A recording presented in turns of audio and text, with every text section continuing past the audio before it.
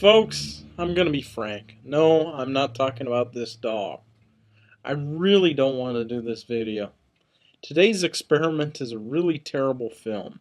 It is without a doubt the absolute worst film based upon the original Star Trek series. And quite possibly it is the worst Star Trek film, period. Yes, worse than the motion picture and Insurrection combined. I give you Star Trek V, the not really Final Frontier.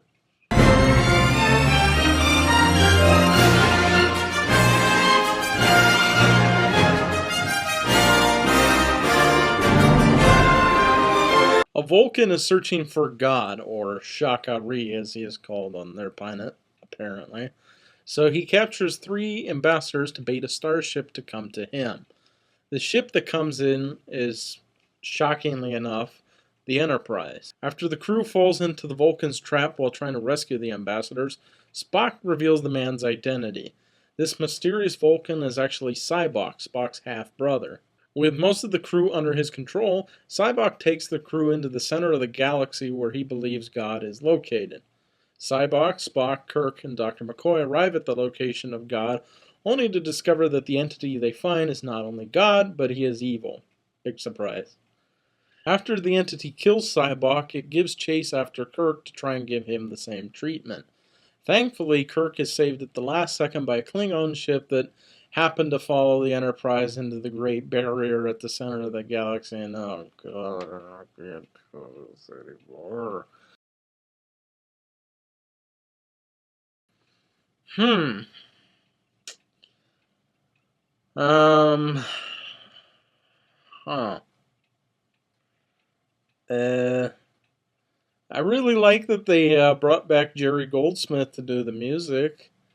Um.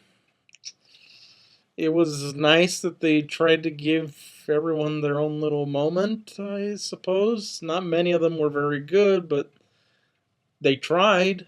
I guess that's about it. Oh, hell, where do I begin? The special effects are really awful. There's a line in the riff tracks commentary of the film that pretty much sums it up. Actually, it pretty much sums up the whole film right here.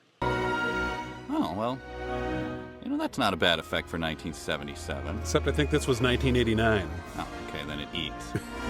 The plot had potential to be interesting, but it was not executed well at all. More on that later. And Uhura's fan dance would have been really sexy if that scene had been shot in 1966 when she was young and not, well, I could literally go on for hours and hours about what is wrong with this film, but I don't want to bore you more than I already have, so I think we'll just call it a day. As you may or may not know, William Shatner not only directed this film and starred in it, but he also came up with the story. And of course, the story was changed somewhat drastically by the studio for various reasons. If this film had been even a little bit closer to what William Shatner's original intention was, it might have actually been, well, watchable. What we ended up with was a chintzy, ludicrous film that tried to horn in on the success of the lighthearted Star Trek 4, and it failed. It tried to be funny, but it just didn't really work in this film. Star Trek 4 was pretty much lightning in a bottle, and this film, they didn't realize that, and it turned into a disaster. And plus, it really didn't help that this came out in the summer of 1989, which was the first really huge summer blockbuster season. You had the original Michael Keaton Batman film. You had the James Bond film License to Kill, Indiana Jones and the Last Crusade, Ghostbusters 2, Honey, I Shrunk the Kids, Back to the Future Part 2. I mean, it was just loaded with movies. And then you have this thing. And then, of course, at the time that this came out, Star Trek The Next Generation was starting to, pick up steam. So it was just like, so much hurt the film. The only reason to watch the film is to see it with the riff tracks commentary track that I referenced earlier. That is the only reason I've seen this film more than once. And with that, I give the film 1.5 out of 5 stars, which I'm pretty sure is my lowest rating given to a film thus far.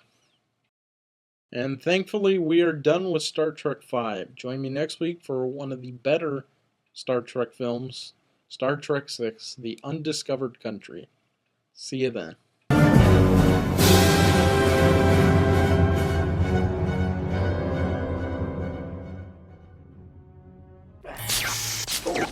Ooh, nice. That was a good beefy Kirk roll.